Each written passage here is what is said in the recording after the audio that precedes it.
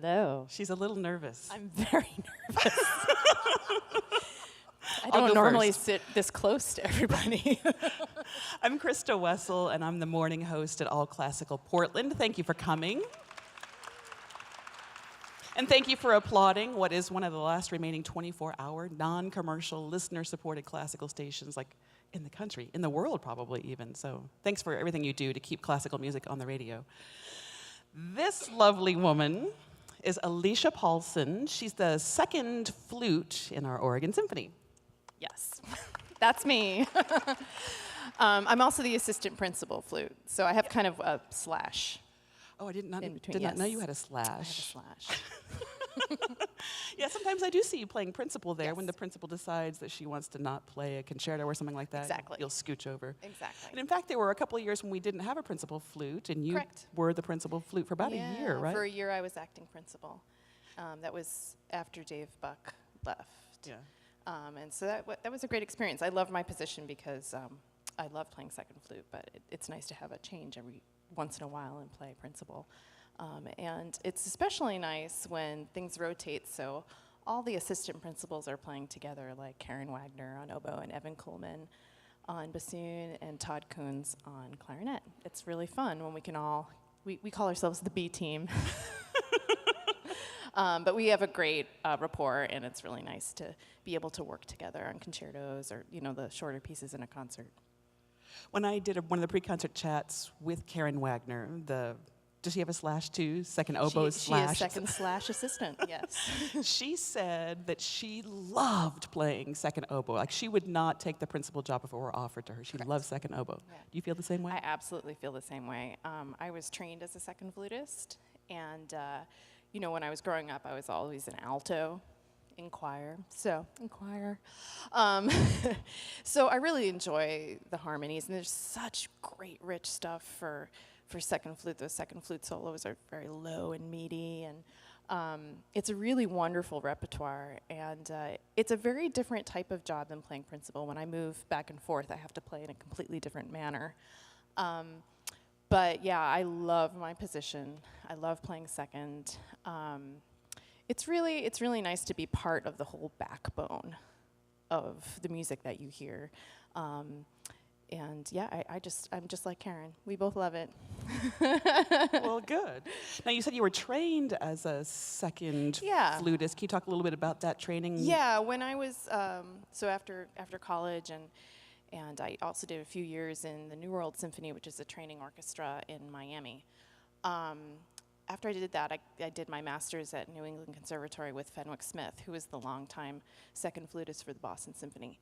And through him, I really focused on that repertoire, the kind of sound and support you have to have as a second player.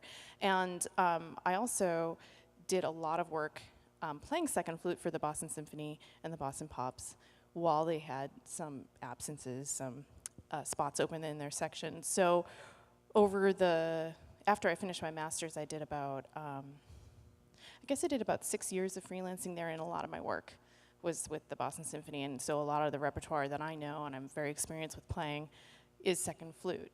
And I was also very fortunate to play next to Elizabeth Rowe for a while, who was the principal flutist in Boston, who really, when she needed me to play something different, when she wanted me to play, second in a certain way, she was great about telling me, and I learned a lot that way about the best way to play second flute. And I think it's a really wonderful job. And I think a lot of times when, you're in like junior high orchestra and everyone's like, you play, like, you compete to get the next person's chair. And so I think sometimes the position that is valued the most, and in some ways, yes, it's very important to have principals, of course. But every chair has a very important value, and I think sometimes younger, junior high musicians, high school musicians, don't necessarily see that the merit and the importance of really understanding a second position in an orchestra. or even second position in life. I was thinking, I don't know anything about our Blazers, forgive me. So I don't know who passes the ball to who, but I mean, somebody's got to pass the ball to the guy who dunks it, right? Yeah, So I mean, the everybody's... assistants are helpful. Yeah, everybody has an important position, and I mean, if you think of any field, really, we're all parts of a chain. We're all linked. And I just realized you guys are here instead of watching the game tonight, right? Hardcore classical crowd. That's great. Now, you said you played in the Boston Symphony. I played as a substitute. Substitute as a Boston Symphony. So can I assume then you've played for like Keith Lockhart? Yeah. John Williams? Yes. And I was also part of the touring orchestra. The Boston Symphony has 3 orchestras under its umbrella: the Symphony, the Pops, and then the Esplanade Orchestra, which is like the touring Pops orchestra. So anytime the Boston Pops came to Portland, that was the Esplanade Orchestra. And so I went on tour with them for a few years, and that was really fun. So yeah, Keith Lockhart was the primary conductor when I was there, but John Williams did a lot of conducting of the Symphony Pops, and I guess also the Esplanade Orchestra, like at the Hatch Shell. Do you ever watch the 4th of July Hatch Shell? Yeah. So he did some conducting there as well. So you played in this? I was on TV once. You may have heard me play the piccolo solo from Star Wars. No, it was really fun. My mom has an old video cassette, and she treasures it. So Seiji Ozawa you played for? Well, I mean, when I was a fellow at Tanglewood, he was the main conductor there, and other conductors that I've had the fortune of working with were Charles Dutoit, Raphael Frubeck de Burgos. Gosh, who else? Like, now my mind is blank, but I feel really lucky that I had that experience in my life with to have such great training as I was freelancing, and I was able to come into this job knowing the repertoire and just really understanding how everything works in the machine that is the orchestra. On the ground training, Yes. in the Boston Symphony. Yes. So, why would you leave Boston? Well, a freelance life is very different than having a position in the orchestra. And while it was a lot of work, I didn't have health insurance through it. I mean, I bought my own because I was responsible. But I did a lot of other work around town too. I was in the one of the opera orchestras there, and one of the contemporary orchestras, and a number of chamber ensembles. When you're a freelancer as a musician, and if you're in a town that has a lot of work, such as Boston, you're running yourself ragged. I mean, I would leave the house at 7 in the morning and get home at 10 at night every day, almost. But anyway, it was a lot of work, and then the work scene kind of changed a little bit. For a long time, the Boston Symphony had empty seats in their flute section. They were waiting to fill the piccolo position and also the principal flute position. And over the years, those positions were filled. And when that happened, so there's kind of like a trickle-down effect.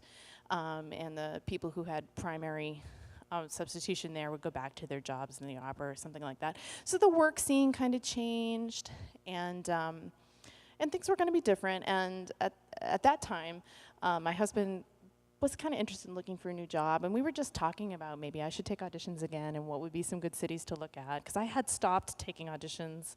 I really enjoyed my career as a freelancer, and so we decided, well, let's see if you can get a job. and it worked out here, which we are so glad to be here in Portland. It's just been great, and this is my 7th season here. So can you describe the process of having been like a pretty successful working flutist and then have to dive back into auditions again? That was awful. Auditions are so tricky in our field, and I personally get very, very nervous for auditions. And, it's about putting in so much work and really knowing everything backwards and forwards. I did a lot of playing for my colleagues and my poor family. Yeah, I'm from Boston, so my whole family was around there. They were like, okay, yes, you can play Peter and the Wolf for us again. But I actually, before I won this job, I was the runner-up for the piccolo position in Milwaukee. And so I think that, and there were a couple other auditions before that too, so it was like, I think when you have a bunch of auditions in a row, it just becomes sort of easier to handle the craziness that is an audition, because you're like, okay, you know, I can do this. I did it last week, you know? And so, yeah, I still remember when Carlos came out and said, "We want you," you know? And that was a terrible Carlos imitation. But I was like, whoa, wow. And I called my husband. He was like, no way, we're moving? We had just gotten married. And we were like, okay, well, I guess we're going to drive across the country with our cat. And here we go. So that was quite an adventure as well. But yeah, oh man, we're just so happy to be here. We feel really lucky. And we bought a house here 4 years ago. We had a daughter 2 years ago. So Portland's our home, and I can't imagine. I just feel like, you know, I think when you're talking to a lot of younger musicians who are starting the whole audition process, and it's frustrating. I mean, this was my 30th audition before I won a job. Like, this was crazy. I had taken a break. I took like, I don't know, 25 or 26 auditions, and I was like, forget this.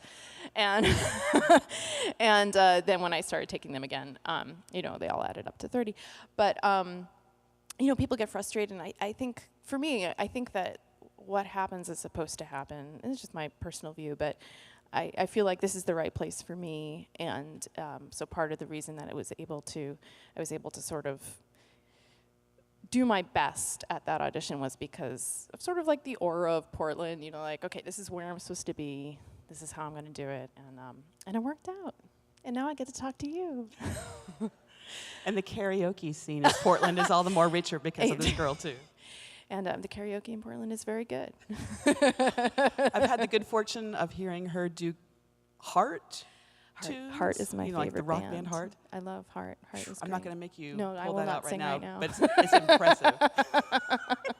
It has to be in a very dark room late at night. No one can really see who I am, you know. I don't know whether you know there's a really healthy karaoke team in the Oregon Symphony team. I mean, there's a lot of you that sing karaoke regularly. It is a very enjoyable post-concert activity. If you're lucky, you might see it someday. Joe saw it. No, it's really fun. So I won't make you sing karaoke. I won't make you sing any Heart. But would you pull out your flute and play a little bit for us? Absolutely. I'll be happy to hold this. And I want to, of course, quiz you, too, because this is one of the most gorgeous instruments I think I've ever seen. Aww. It's true. And I'm a horn player. Can you see the color of this thing? Wow. You want? Ooh, Vanna. Yeah. You want to tell us a little bit about this? Yeah. So I had my longtime professional flute that I won this job with. I got in 1993, and it's a fantastic flute. I loved it. It was a silver flute by the same company, Brandon Cooper, which is a Boston flute company. Boston's sort of the hub for flute making. There's actually a lot of high-end flute makers in Boston. I don't know why. But yeah, so for 20 years I had that flute, and there are a number of, well, more than a number, a bajillion flute conventions around the country. Did you know this? It's like a secret club. All the flutists get together, talk about flutes, try flutes, play flute music. No, they're all over the place. And Portland actually has a great one. It's in April of every year. The flute club here in Portland is fantastic. They're just really wonderful people, very into flute literature and flute playing, supporting all the flutists in town. They're fantastic. It's called the Greater Portland Flute Society. Anyway, their fair is quite awesome and very well organized. And so every year, you know, vendors come and they show off their flutes. So for a couple years, I would try flutes, and I was always like, oh, my flute is great. I don't need another flute. And then I tried this actual particular flute. This head joint, I actually got. Head joint is this top Yeah, bit? the top part. This head joint I got like 2 years into the job here to kind of, it's the same head joint that Dave Buck had, so I wanted to really make sure I was matching as best I could.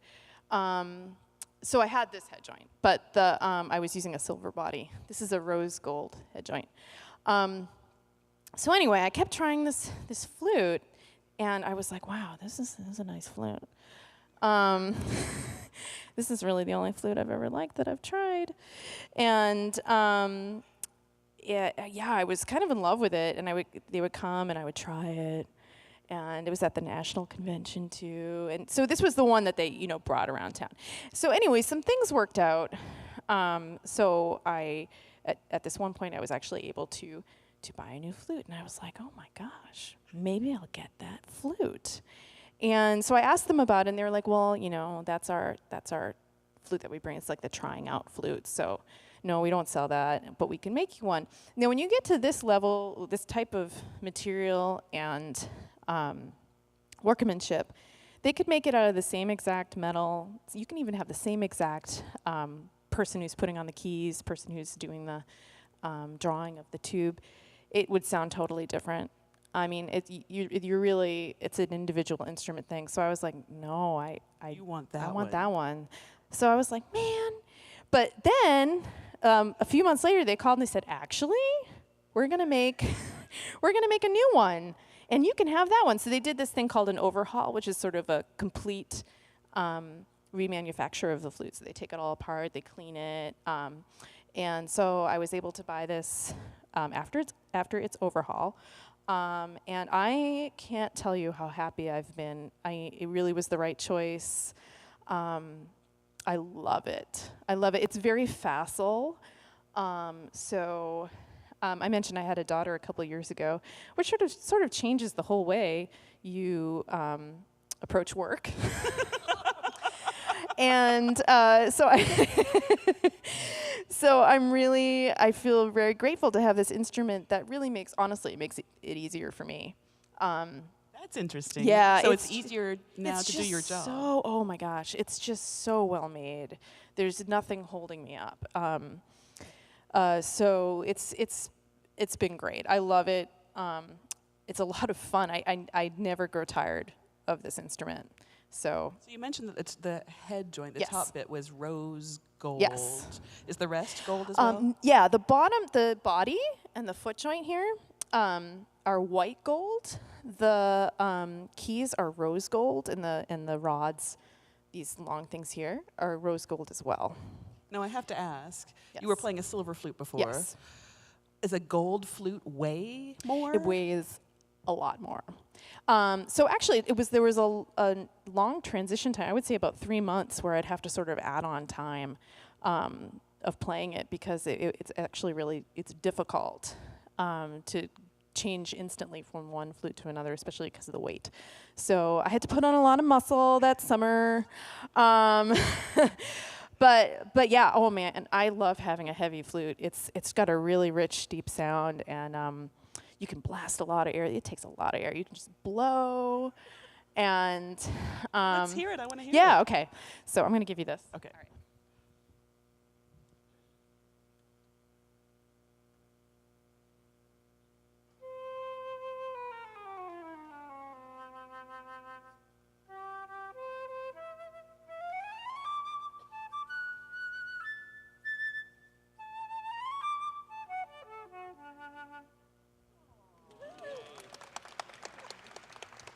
It's heavenly. Yeah, I really like this flute. It's now I didn't even play any warm-up notes. It's that it makes it very convenient for me to just come in and be able to warm up pretty quickly. Well, can we plumb the depths of that topic just a little bit about how having a daughter has changed the way you view work? Yeah, well, and I think that for any field, all of a sudden, you know, having a child and being like, okay, wow, how am I going to balance this? I think for a musician, it might be a little more interesting. My husband has a 9-to-5 job, so you know, we have a part-time nanny for when I'm at morning rehearsals here. But so for nights and weekends, my husband is Mr. Mom. He's an awesome Mr. Mom. But it's very, you know, we have kind of opposite schedules, so we don't have the family dinners that I'd like to have all the time. And you know, my daughter sees me get into my black, and she goes, "Bye, bye, Mama." And I'm like, oh, you know, it's kind of sad that way. But it's nice.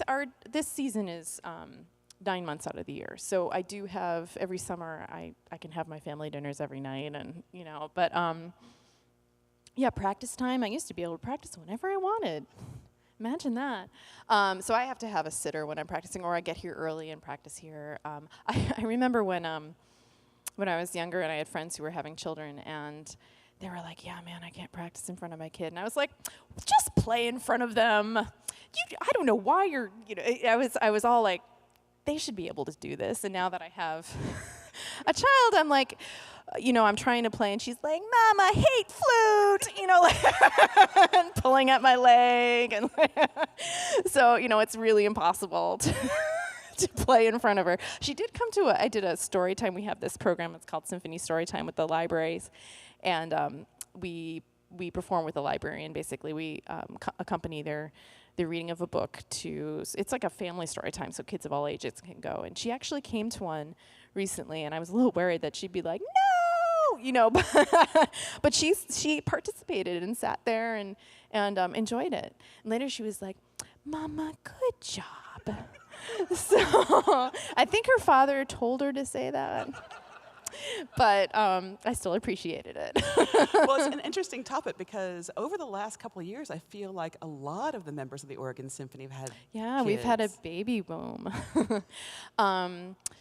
Yeah, let's see. Trevor and Marilyn, 2 cellists, they have a 1-year-old, and Greg Ewer, one of our violinists, has a 1-year-old. Mark Dubeck has a 1-month-old, and he's our second clarinetist, and he also has a 3-year-old.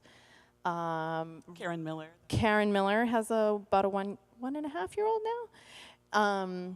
Robert Taylor has a 2.5-year-old. So what are you guys drinking here? Like, what's happening?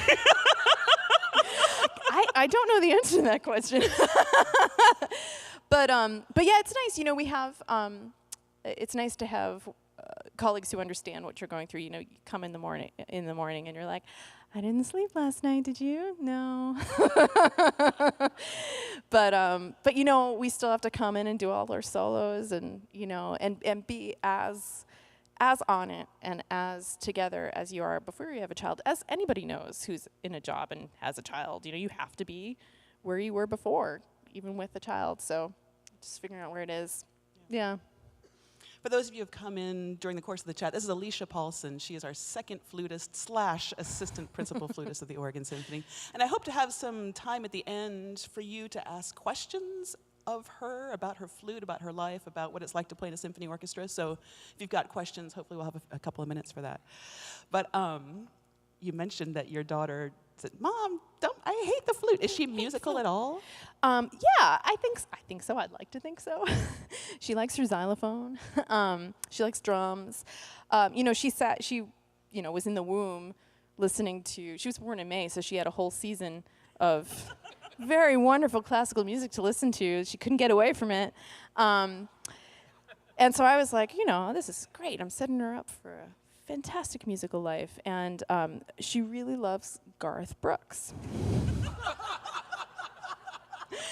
My husband, and he likes to do little slow dances with his daughter to Garth Brooks, and she just loves it. She thinks it's great. So, yeah, and she also likes Row Your Boat. So, yeah. And did you get started at a very young age? Not very young, when I was in 4th grade. So probably when I was like 8 or 9. And I went to the public schools in a Boston area school. And this was before all the music disappeared in Massachusetts. But yeah, my mom was actually a flutist throughout her childhood into high school, and then she was principal flute in the All-State Orchestra of 1968 in Massachusetts. But she decided not to go into it as a career because she thought the competition was too strong. So she had a flute, a very nice flute, in fact, and when it came time for us to start instruments at school, she was like, "Here's your flute." No choice in the Yeah. matter. And I was like, all right. I mean, I don't remember ever having an issue with it. I was like very excited about it, and I took to it really quickly. So I know I do remember that they put me in private lessons pretty quickly after, you start group lessons, when you're a kid. But yeah, it was, I did, New England Conservatory in Boston has like a preparatory program there. So I ended up doing that in high school, like late middle school, high school. But I didn't decide I wanted to be a musician until I was like a junior in high school, which is very late to decide. And later, my parents were always like, "Go for it," And later, I discovered, maybe 5 years ago, apparently they were like, "What is she doing? She's never gonna have a career," But they were very supportive, and I'm really glad they were. And it worked out well. So I appreciate them always saying that they were in support of my choice. We've got just about 5 minutes left. Are there any questions for Alicia about, are there any flute nerds in the house? Have you been to a flute fair? I got a question right here. It's probably personal, but how much did you pay for that flute? A lady doesn't reveal those things. Let's just say, all right, so let's just say it's not as much as a high-end violin, which you guys know can be crazy expensive. But it's also a lot more than a trumpet. So, if you kind of put it together, it's pounds of gold. So Well, I've been astonished doing the musician interviews, asking, how Marty Hebert, who was our principal oboist, just walked away, but I did a pre-concert chat with him, and he's like, I have to buy a new oboe every couple of years. They just break down. They're like $8,000 to $10,000. Right. Every couple of years, he's having to invest in his career. Yeah, but these last decades, yeah. It's just always an interesting, how much you have to spend to do your job, right? I don't mind the question, though. I knew somebody was going to ask it. Okay, I see a question way over here. I don't want to stop.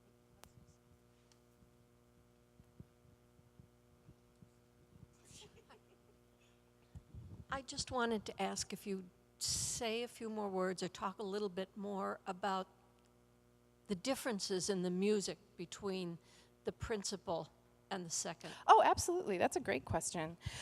So as a second player, I'm always trying to blend with the principal player. Maybe match vibrato in some areas. But I'm also trying to blend with second clarinet, second bassoon, second oboe. So sometimes I take my vibrato out to really become part of the fabric behind, say, the principal's solo. As a second player, I also play a lot with second violin. So I know those parts quite intimately. I'm very much of a support figure. And it's sort of coming in and out of the fabric of the piece. As a principal, if I move over and play principal, and it always takes me a little bit of time to adjust, but there you're much more of a leader. So, and especially as a principal flute, you're leading your wind section. So I tend to move a lot, and I have asked my colleagues many times, is it too much? And they say it's fine. So, but you'll see, if I play principal and you see me play, you'll see me move quite a bit, and that's leading the section. Of course, they move your... Yeah, like giving cues for the section. Also, not only for the winds, but actually for the section to my right, for the other flutists. But of course, you have a lot of solos. So you are sort of the descant line as the principal flutist a lot, the very highest part, less high than the piccolo, but so you're doing a lot of riding on the top of everything, and so you're probably going to use a sound that's a little more spinning, that's a little more reaching to the end of the hall, less blendy, more prominent. Would this flute, sorry to interrupt, so would Yeah. this flute work as well as a principal flutist? Oh yeah, definitely, Okay. definitely. I mean, the reason I like it so much is it does have a very rich low register, which helps me a lot as a second player. But it works. It has a lot of projection, so it works very well. And actually, most orchestral flutists these days do have this particular type of head joint, which is a LaFan head joint. It's just a really good orchestral head joint. It projects quite well. Because you can have a lot of head joints where you play and it's not reaching where you want it to reach in the hall. And this type of head joint, it has a little extra weight around the lip plate. And, you know, head joint makers are very specific about how they carve the embouchure hole. You know, there's a cork in here, and the material it's made out of, it's kind of universally called a cork, but it can be made out of, this is actually made out of some sort of polymer in there, and that affects the sound too. So head joint makers, you know, study their craft forever and are able to come up with a machine that can work really well in an orchestral situation, say, rather than, I don't know, as a soloist. Maybe soloist, you'd maybe want something even more cutting or something like that. But yeah, I hope that answers your question though about did it? Oh, okay, good.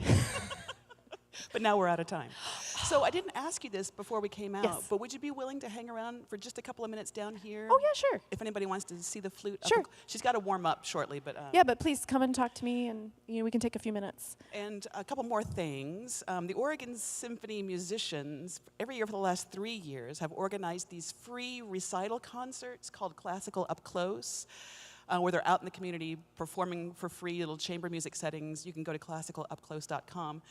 You're playing in a couple of them, right? Tuesday night. If you have it free, come down to St. Michael and the Archangels Church. It's in Hollywood. Northeast. It's in Hollywood.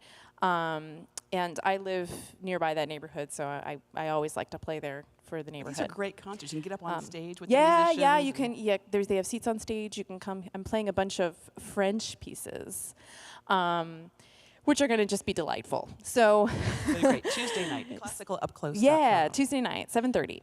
And lastly, if you know any nerdy flutists who would enjoy watching this chat, it has been videotaped tonight, and it'll be up on the All Classical Portland website probably later tonight or tomorrow. You can send your flute friends to allclassical.org to watch this chat with Alicia Paulsen, who is awesome, and our second flutist of the Oregon Symphony. Thank you. Thank you.